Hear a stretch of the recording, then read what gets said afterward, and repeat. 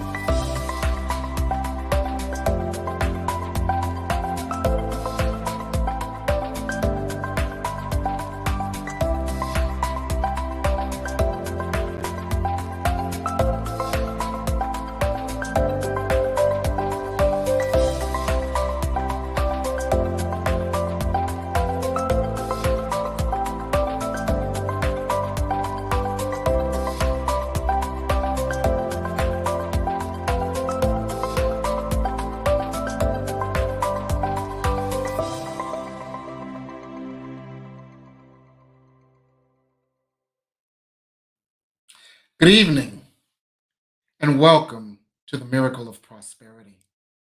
My name is Reverend Jim Webb, and I serve as the Senior Minister of the Tacoma Metaphysical Chapel in Silver Spring, Maryland, and I'm the author of the book, The Miracle of Prosperity, which is now an audiobook. And I'd like to begin, as always, with my question to you. What aspect of prosperity do you desire to enhance? Do you desire more spiritual prosperity, where you experience the peace that passes all understanding and an indwelling sense of eternal well-being? Do you desire vocational prosperity, where, in the words of Florence Scovel Shinn, you have a wonderful job with wonderful pay, where you offer a wonderful service in a wonderful way that is fulfilling and uplifting to you and the world? Would you like logistical prosperity, where your life works wonderfully and your body works wonderfully and your circumstances work wonderfully and effortlessly without struggle? Would you like financial prosperity, where your finances are no longer a source of worry or anxiety, but are a source of joy and fulfillment? Or would you like relationship prosperity, where your relationships are reflective of and expansive of love, where your relationships vibrate with harmony and joy and are uplifting and supportive to you and the world? Or would you like G, all of the above? Well, we know that prosperity is multidimensional. And each week here on the Miracle of Prosperity, we focus on aspects of prosperity and tools that can help us to either uncover the prosperity that is hidden in plain sight or expand the prosperity that we already experience. And tonight is no different. The aspect of prosperity that we're working with tonight is the aspect of relationship prosperity. We're going to look at some ways that we can expand our prosperity in our relationships. Yes, we're going to look at intimate relationships. We're also going to look at casual relationships. But most importantly, we're going to look at our relationships with ourselves and with God, for all other relationships are outpicturings of our relationship with ourself and God. And as always, we're also going to share wisdom, discuss insights, and do so in a number of different ways. through a number of different points of reference. With our open minds, we're going to open to more and more ways to look at and to develop prosperity. When I say we, I've got a couple on tonight, and we are going to explore relationships. The couple that I have tonight is Sheila and Marcus Gillette, and they are the authors of The Art of Relationship.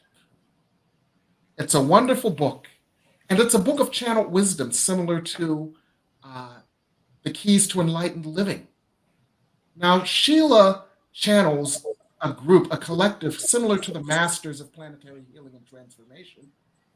The group that she channels are a group of archangels, and their purpose is to help us all to evolve, to heal, and to expand and extend the divine and unconditional love that is the love of Source. So, as a couple, they have unique insights on the art of relationship, many of which are shared in this book. Now, this book is wonderful. It includes channeled wisdom, and it includes it from many perspectives based on their discussions based on Theo's discussions with individuals and their own experiences and Theo's discussions through Sheila. Theo is the name of the collective of beings that they channel, similar to the Masters of Planetary Healing and Transformation.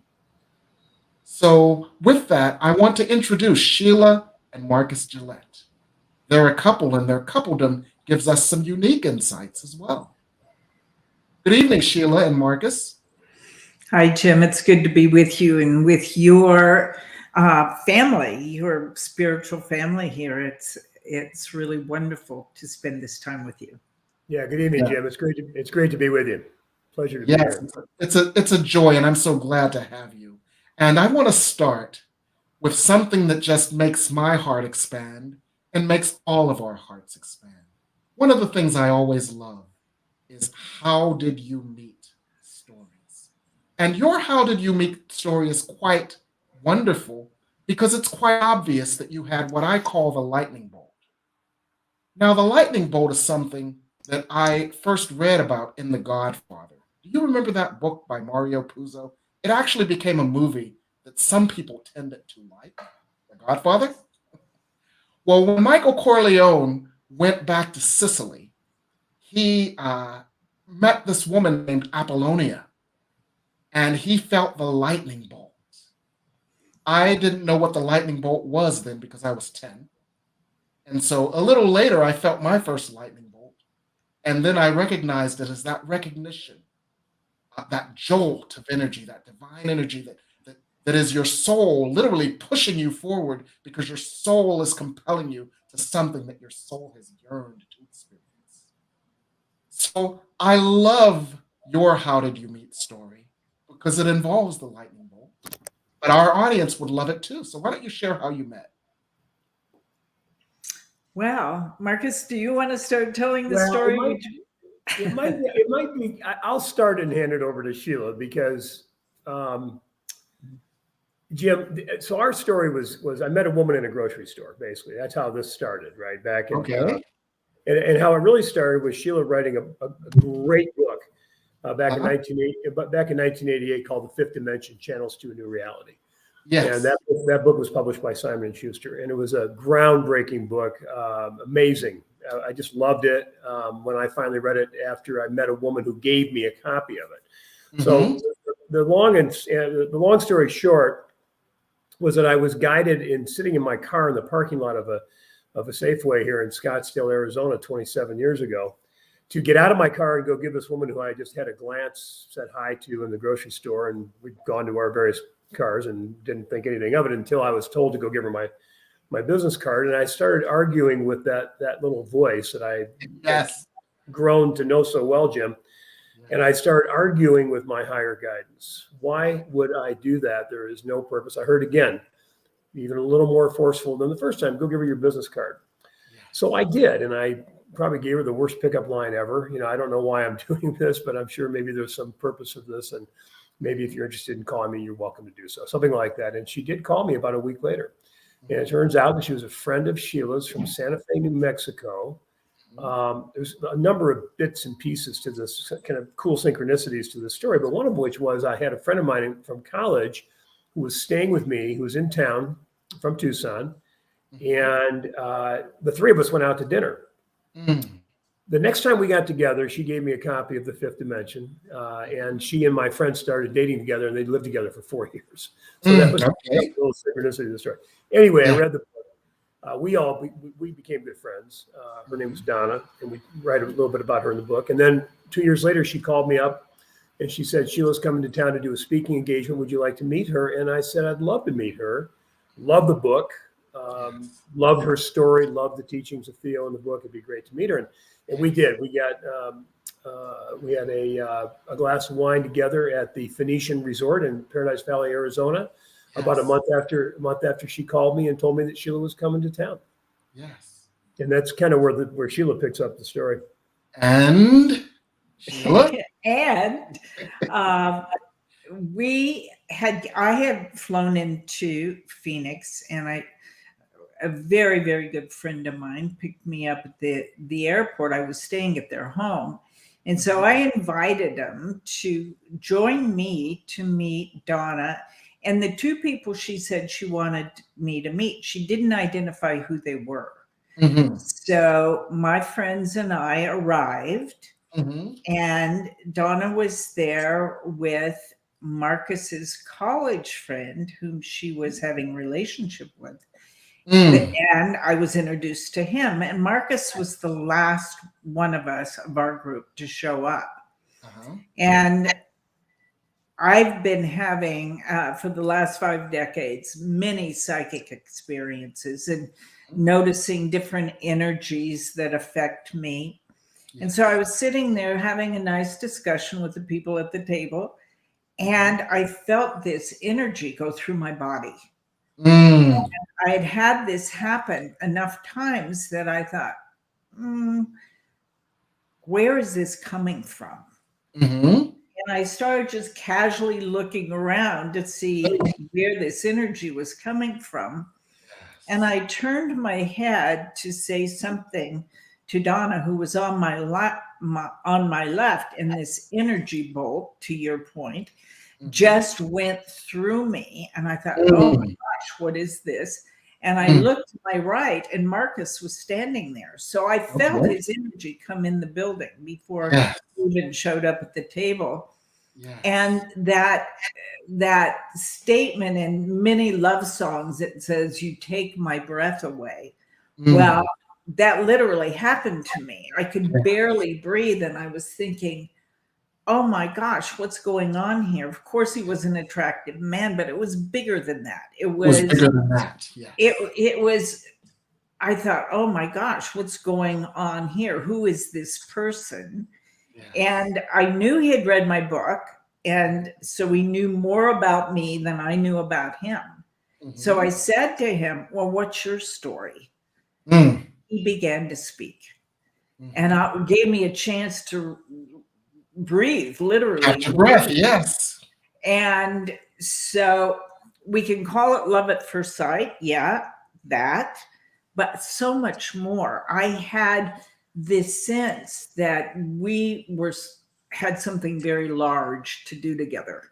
My greatest concern was, what if he doesn't get this? What if he's not sensitive enough to know there's something bigger than the both of us here?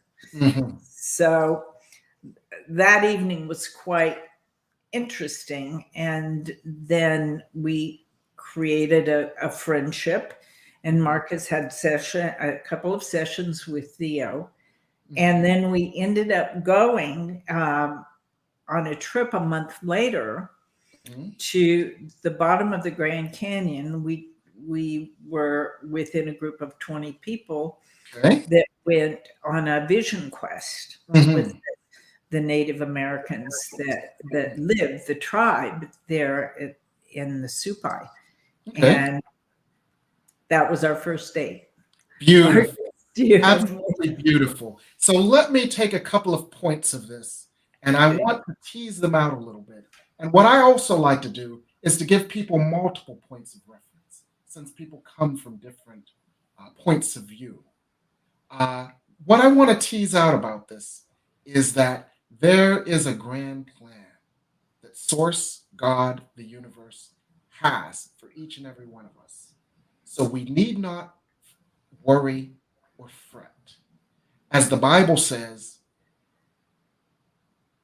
for all things there is a reason and a season, and all things work together for the good. A Course in Miracles says, if you only knew that all things past, present, and to come were gently planned by the one that would lead you to your good. The reason that I wanted everyone to hear this story is because this experience is living proof of that idea that appears in so many spiritual texts. And we can take that to heart. We can worry less and open more. Open to that same light, that same energy, that same love, that same source, that same force, where it would always lead us to our good and every aspect of prosperity. So I want to thank you for sharing that story and establishing that truth for our audience tonight. And one of the other things that I found fascinating about Theo and your work together in supporting humanity in its evolution is that that was the bigger picture of your relationship. Yes, it was about the love that every soul yearns to experience, but it was about spirit bringing the souls together to collaborate in fulfilling spirit's objective of enlightening humanity. And that is a wonderful partnership, and I want to support you in that too. So tell me, you've worked together a lot. So tell me about some of the other books that you've worked with or done, and some of the other things that you do. And then we're going to go into the art of relationships and spiritual teachings that can help everyone developing relationship prosperity. Marcus, would you like? Well, let's talk. Well, I was just going to say we could talk about Sheila's first book again, "The Fifth Dimension: Channels to a New Reality." Jim was Okay. the first Yes. back in in '88, Yes. and that was just a groundbreaking book. I mean, it was very, very, very little like it out in the world at that point, and it was an incredible book. Changed my life, obviously, in more ways than one. We did a book together called "The Soul Truth: A Guide to Inner Peace" in 2009, published by Tarcher Penguin. And that was it was a book of Theo's teachings on a variety of different topics without a particular focus on relationships, but relationships were a small part of that book. Yes. Yeah. And then 4 years ago, we asked Theo, what would you like us to focus on? Where is our energy best served in bringing your teachings to humanity in a way that'll have the greatest impact? And they said unequivocally, just in relationships. Okay. And that was their message. And then they added, beginning with the relationship to, and as you correctly pointed out in the beginning of the show, the relationship to the self. And that is a big focus of our book, as you know. And that is, once we learn to love ourselves deeply and know ourselves as the divine spiritual beings that we are, man, everything changes. Everything changes. And so Sheila's been, you may know of her reputation with regards to the people she's mentored, and has a reputation internationally of being a mentor to mentors, people opening up psychically and spiritually and to channeling and so forth. And so we do a number of different programs: personal development, psychic development, certification programs for a process that has come through Sheila for years, called Soul Integration, that Theo has given us. And one of the things I love to do, and I could go on and on, is brag about my wife, but yeah, that's been kind of the publications that we put out anyway, Sheila. Okay, that's great. Thank you. And what I'd like to do is to now focus a little bit on the art of relationship. Now, one of the things in my book, The Soul of Prosperity, what it gets to as the crux of the book is that self-love is at the root of creating the prosperity that you desire. Now, how does self-love impact your relationships? Can you tell me a little bit about that? Well, so, when you love yourself enough, that changes your entire life. Hmm. And it's not conceited and it's not narcissistic. It's really soul centered, unconditional love of self. Yes. And to your point, Jem, it allows you to receive. We're really good givers. Most Yes. of us are, Yes. but we're terrible receivers Yes. because of beliefs we have about ourselves that are just simply untrue, Hmm. are not enoughnesses. We're Yes. not worthy. So Yes. when you learn how to change those beliefs that Mhm. limit you in that way and Mhm. open you up to receive, you can be an even better giver. And in your life, it opens many doors, not only in the relationship to the self and others, but to prosperity, as you say, to allowing all the 5 pillars of life to be Yeah. fully fulfilled and Yes. not limited in one area or another. Wonderful. You know, if you go, Jim, if you go to the dictionary and you look up self-love in Wikipedia, Mhm. as we were researching the book, we did this. There's 2 definitions of self-love, and I'd ask all of your viewers to ask themselves which one was I raised with. And the first one is narcissistic, conceited, and arrogant, self-centered. I think it is. The Yes. second meaning is necessary for fulfillment and growth, basically. So Mhm. there's a positive and a negative, and I'm paraphrasing. There's a positive and negative definition of self-love in the dictionary. What Mhm. were you raised with? What was everybody raised with? What were you raised believing that Mhm. loving the self really meant? Who do you think you are? How many Mm. kids heard that, right? And so I'm going to go on and on and on. But at the Yes. end of the day, that has a tremendous influence on how we, on our worldview and our belief system as we grow into adults. These could be beliefs, by the way, that are also adopted. These limiting beliefs that Sheila was just talking about, that we can Yes. repattern and turn into empowered beliefs. They could even come from previous incarnations, beliefs Absolutely. of circumstances that occurred in a previous lifetime that are still influencing the emotional patternings or the emotional reactivity to life in this lifetime. So to Yes. Sheila's point, it changes everything. We have better health, receptivity. We know we deserve more. The law of attraction works optimally for us because we've heightened our whole perception of what we deserve, what we're Yes. worthy of. So that's Exactly. at the core of all this, I think. Yes. Self-love. And some have defined it as the uncovering of our indwelling core with which we were created, which is the energy of love, the healthy, balanced appreciation of ourselves as love, and the ability and willingness to see ourselves as more than the limited shell, like a Halloween costume, that we were born with, and to see and experience ourselves as the eternal beings of love that we truly are. So, I want to, before we go to break, I want to get your perspective on how we can develop and maintain that healthy, balanced sense of our true and innate indwelling and eternal loving nature. How can we develop that in our lives so that we can have and experience more balanced and more loving relationships? So Theo's developed and has been teaching for many decades now a process, a soul integrative process Yes. that allows us to realize where these beliefs first began. Yes. To Marcus's point, they could have started very early in this life or in others that have been carried forward. Hmm. And when we begin to realize where the beliefs originated, Hmm. where we adopted them, and most often it's in a situation and circumstance which this part of us ourselves at that whatever age it is that the belief was constructed Hmm. and created in our minds and in our bodies, Hmm. then we become familiar with that part Mm-hmm. We can recognize the events, whatever happened won't change. That's part of our history. And our challenge is just our curriculum of life.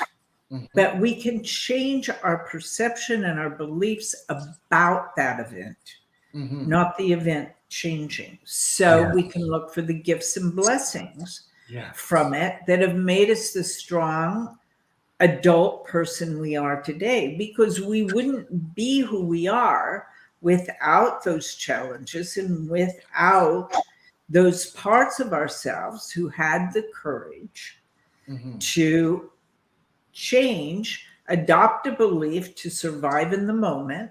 But when that's not necessary anymore, those things can be changed, reframed, rewritten, if you would. Beliefs can change. Yes. Okay. Thank you. In the parlance of A Course in Miracles, we can create a miracle, which is a shift in our perception, where that which we perceived as difficult or challenging was actually an invitation for our soul's growth. And when we recognize that it was a trigger for our soul's growth, we don't have to hang on to the event, the victimhood, or the energy patterning of it. For the grace of God that we open to and release can enter those places of pain in our emotional body, transform them, and move us into a different patterning, a different view of ourselves. So that is wonderful. And that's a wonderful teaching of Theo. Thank you. We're going to go to break right now, and we're going to ask you to ask your questions of our esteemed guests. And we're going to answer some of those questions in the next segment. There are a couple of already, so if you want your question answered, you can put it in the comments section, and we'll get to it in the next segment. But for now, we're going to go to break on the New Thought Media Network.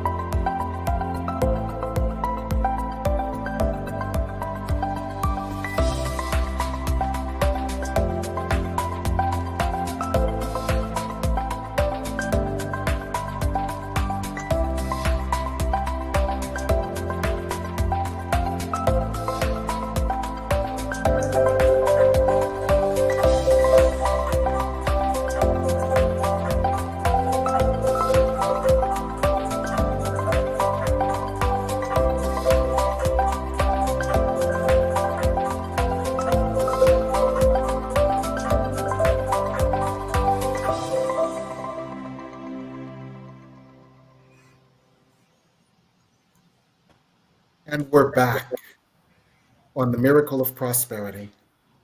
I've changed sound systems, so hopefully this will help. We have a couple of questions already. Number one, this first one is to Marcus. Marcus, what's it like being married to a channel? I was just reading that question in the comment section.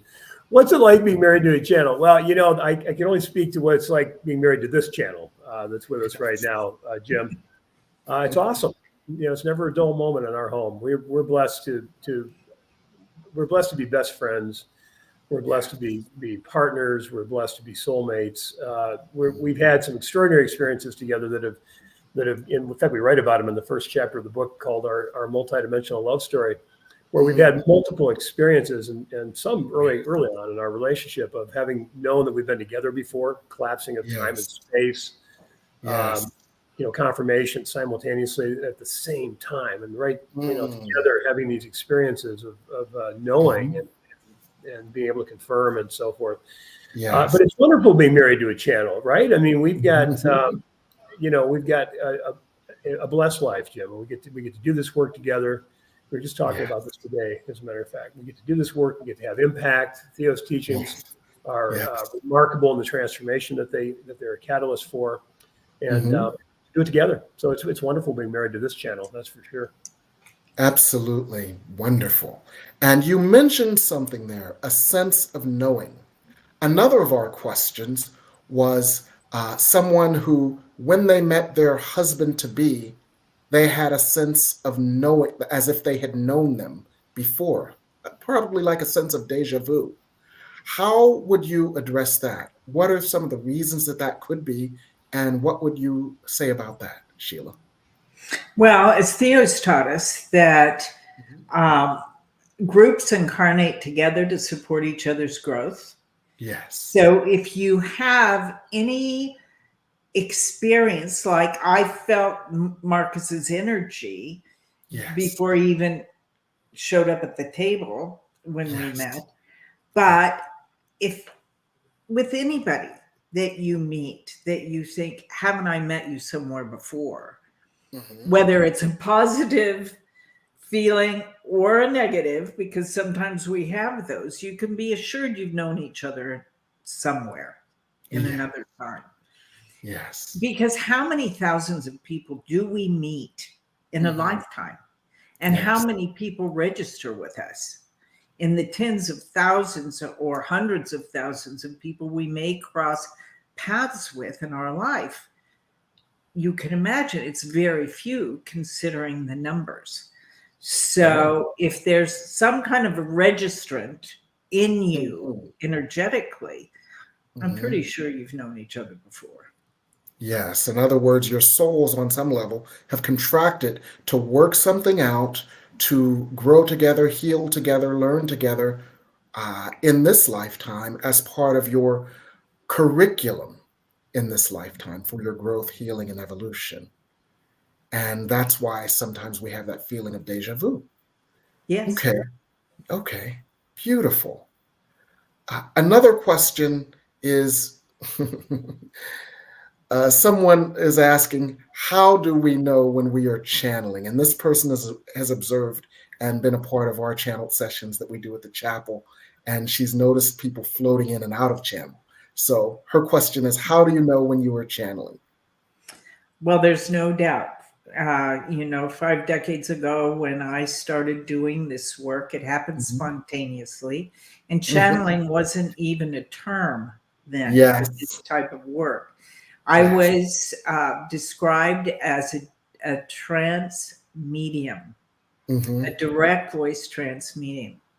So when I tranced and the voice started speaking directly through me, there's an accent and a voice change, and certainly a broader vocabulary than I had at the time. And the messages were so clear. And you know how we talk, we as humans, sometimes we're trying to think of a word, we go and ah, and there's none of that with Theo.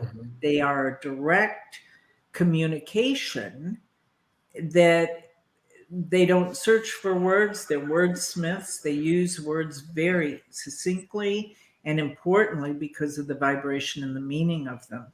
But there's no ums and ahs in their dictation to us. So that you can know, but they take over my entire body. So, and I know it's not me because I can't interfere with what they're communicating. Okay. And Thank you. Jim, I was just going to add to that. GT's asking, how do you know who is coming through? Yes. And what Theo says when we open up to channeling, Theo identified as Theo, right? But for those of us that haven't been channeling Theo for 50 years and are opening up to channeling now, it's that all you got to do is ask. And they will give you the answer as to who is wanting to come speak through, or who is speaking through, or just who our guides are, who we're getting messages from, right? Exactly. So my guides, they basically, when people ask, well, who are you? They basically say it's not important who we are, it's important who you are. And then they say we're a collective of beings and our purpose is to heal and transform you so that you can support others in their healing and transformation.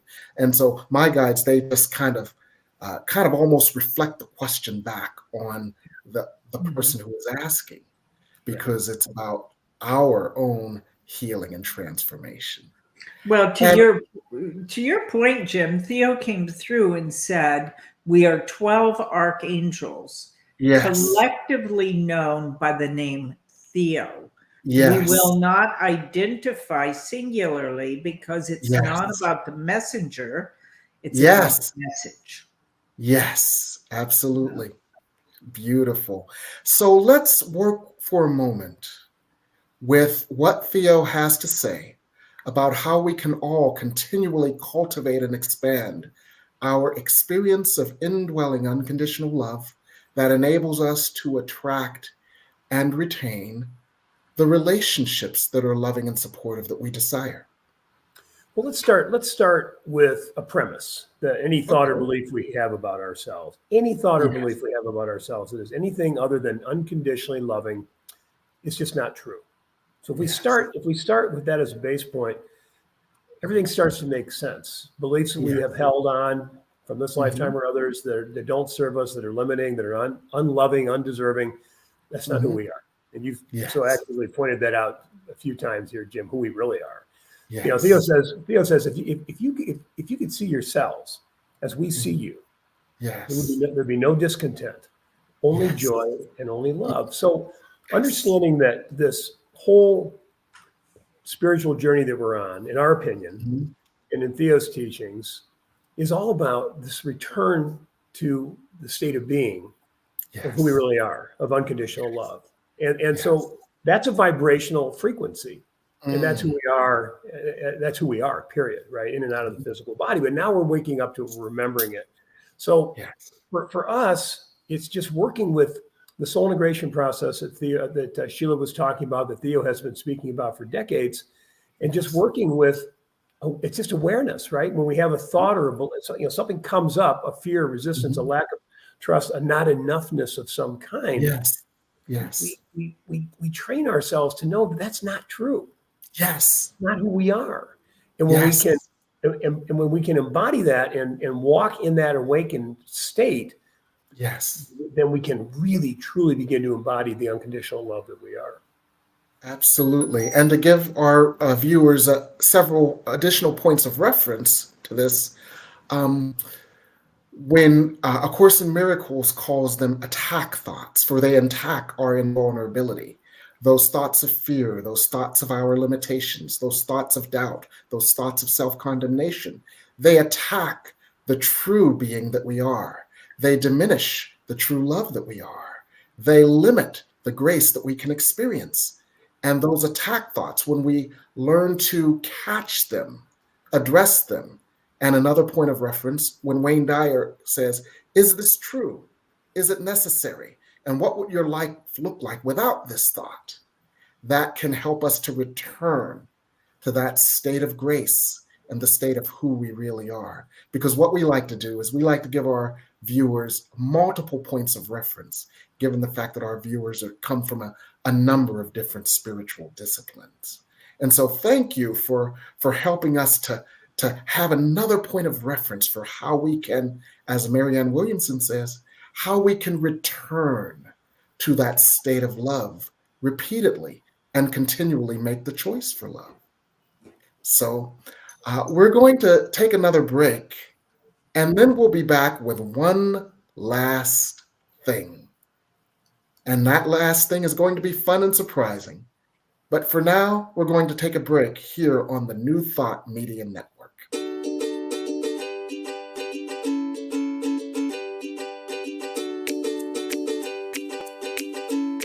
Thank you, Center for Spiritual Living Denver, for your continued support. Thank you, Center for Spiritual Living Midtown Atlanta, for your monthly contribution. Thank you, Center for Spiritual Living North Jersey, for your monthly contribution. And please help us welcome Om Center for Spiritual Living in La Mesa, California. Thank you for your monthly donation. Thank you, Center for Spiritual Living Seattle, for your most generous donation.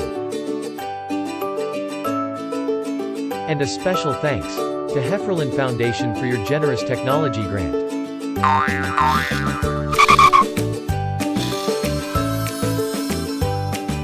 And Suze Ajit, thank you for your very generous donation. And a super special thank you to Dr. Tracy Brown, RSCP. Thanks for being a super donor. And a big shout out to all our committed donors.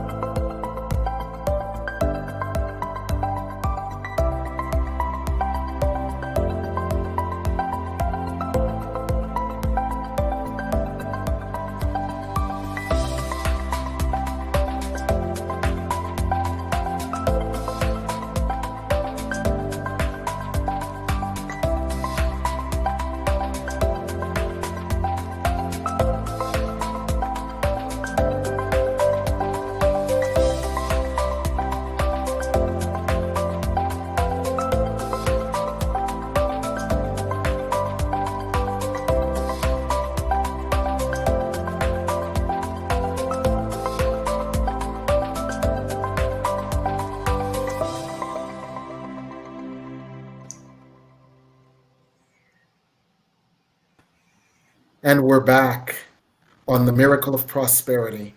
And I'm so glad to have Marcus and Sheila Gillette, authors of The Art of Relationship.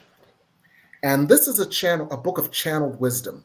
Sheila channels a collective of beings known as Theo. They're a collective of archangels that use her as the channel to provide wisdom for all of us. And we're so glad of that. Sheila's been channeling for decades, and Theo has developed a process for healing and transformation. Can you tell us a little bit more about that process? You've alluded to it several times, and we'd like to hear a little bit more about that process that Theo discusses. Well, the process is called the soul integration process. Yes. And what Theo speaks about is there are fragmented aspects of our soul that they call little orphans Okay. that in situations and circumstances that have happened in our life that typically are victimized situations, that because the soul wishes to survive in the environment that it's in, it adopts beliefs from outside itself about the self that are simply untrue. Yes. So when we are triggered in our life, when we're emotionally reactive, that's this part of ourself frozen in that moment in time where the belief was created to reaffirm it over and over again. That's why we have repetitive unloving experiences, because we keep being triggered and adopting that belief at different times in our lives and ages of not enoughness. We're not good enough. We're not lovable. We're not pretty. We're not handsome. We're not smart. Whatever the not enough is. And then it becomes repetitive. When we begin to realize, we go on the inner when triggered to say, who inside of me is uncomfortable? Who's reacting? Because it's not the adult. Yes, It's it's this the inner little child. part of ourselves that hold those unloving beliefs. When we become familiar with them, we can love them forward into present time. Yes, and for our viewers, an example of that would be an example of, say, and this is a couple examples since we're working with relationships. An example might be a fellow who's driving and the wife who says, well, shouldn't we have turned left there? And the fellow then blows up.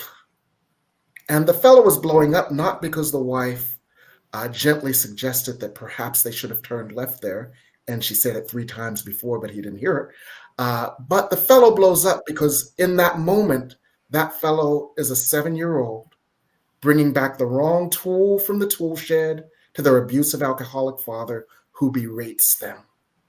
And in that moment, that person is that 7-year-old, and all those wounds and all that pain comes up for healing, that it might be reintegrated with love instead of the unloving experience and the unloving pattern that it has developed. So how would Theo address that, Sheila?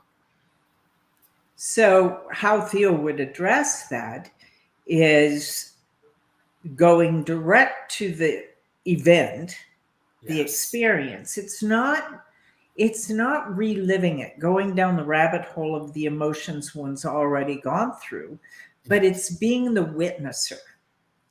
We all have a witnesser in us that witnesses our own thoughts.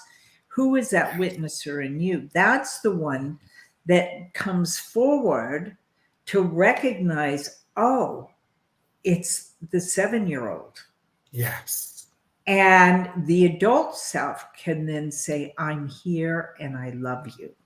Yes. And we are going to do this together. Yes. And then begin changing those beliefs. Yes. That those things that were adopted then about the self not being worthy or good enough, or whatever the words were, that those can change. You are saying to the 7-year-old, you are not that. You didn't do anything wrong. Yes. And I'm here to help you. I love you. Yes. And it can be, it sounds simple, but it's a process that over time can rewrite that script and love these little parts. This little 7-year-old boy can be loved to the present time, to the seat of the soul brought home to the heart, where is the seat of the soul, and becomes non-reactive. And the adult can be more responsive because it's these little parts of ourselves that have been controlling us emotionally over a long period of time. So when we love them home into the seat of the soul, the heart space, Yes. then they become less reactive and more, Yes. and then we're more responding to life than reacting Reacting emotionally to to it. Beautiful, beautiful. And Marcus, one of the things that you mentioned before was that these fragmented parts of the self are not only, for example, our inner child, reminiscent of the John Bradshaw work, but also perhaps fragments of the self that show up from prior lives for healing, because there is enough energy on the earth now to heal those prior lives as well. Is there more that you want to share about that? Well, yeah, you've been giving such great context and points of view. I want to just add one more to this conversation. So a lot of people say to this, Jim, that this process sounds like shadow work you're describing, or inner child work. Yes, it is. It is definitely has an aspect of that. A lot of other people say, well, it sounds like shamanic soul retrieval, and it is that. Yes. It is that too, right? Yes. Yes. What makes it unique and complete is Yes. the multidimensionality of it.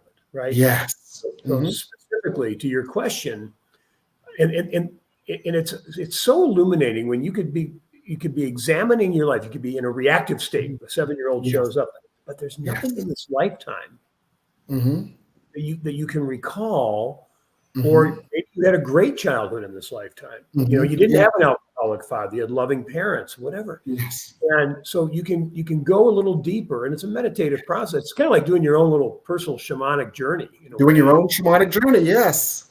Where you can just go in, connect with that aspect of self from there's no time or space, as you know, Jim. And I mean, our intellectual minds can't understand that until we experience it, of course. But just the awareness that, and maybe it's not even a specific experience, but a feeling. I'll give you an example that many people share with us, that they find themselves reacting angrily to being falsely accused. Someone accuses them of being a liar. We get angry, right? We react. We lash out. We defend. Yes. But there's nothing in this lifetime of forever having any experience or memory of having been persecuted. So where did that belief come from? Where did that reactivity come from? That defensiveness come from? And then you can go into previous incarnations. Well, a lot of your viewers, a lot of the people in your world, maybe everybody is a way shower. Yes. Of some kind in this lifetime, right? Yes.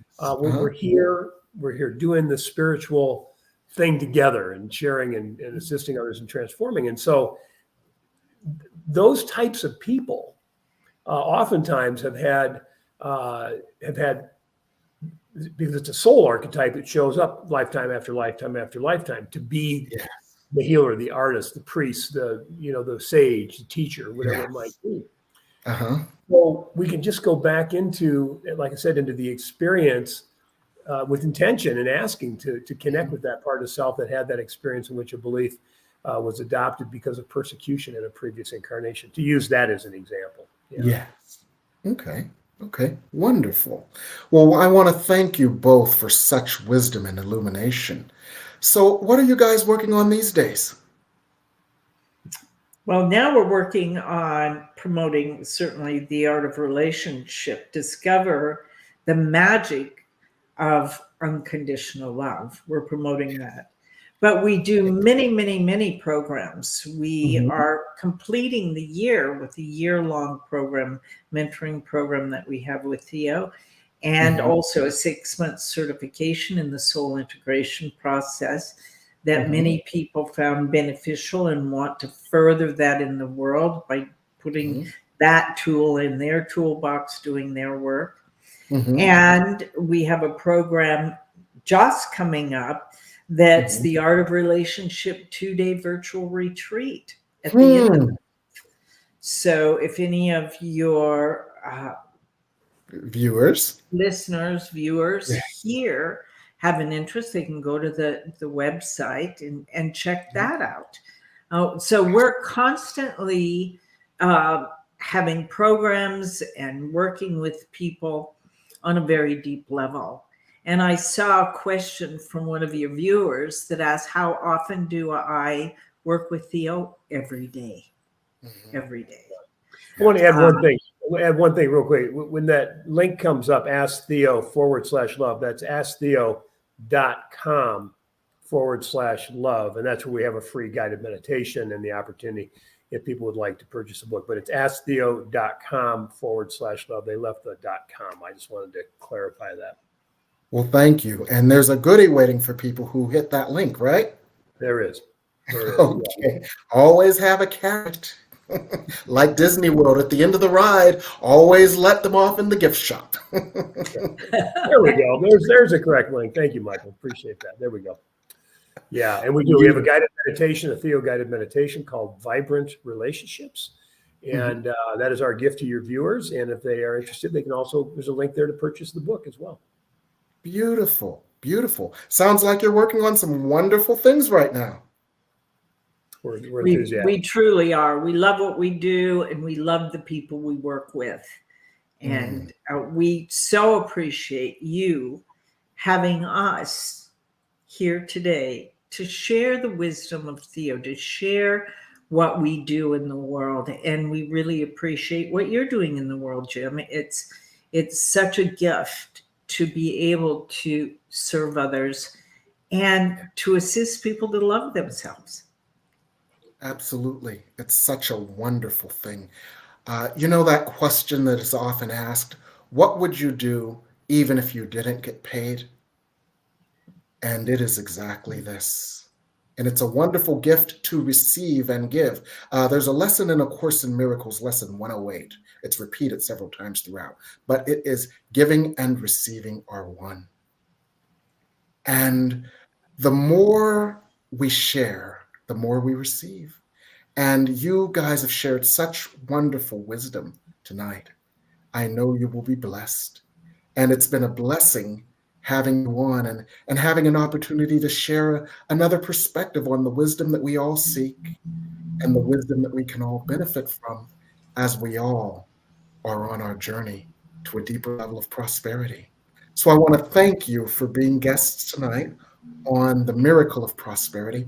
I want to thank you for channeling Theo and all of the wisdom in the book, The Art of Relationships. And I want to thank you for offering this perspective to our viewers, another tool in their toolbox. So we're here on the Miracle of Prosperity on the New Thought Media Network every Sunday evening at 8 p.m. Eastern. And we look forward to seeing you next week here on the New Thought Media Network.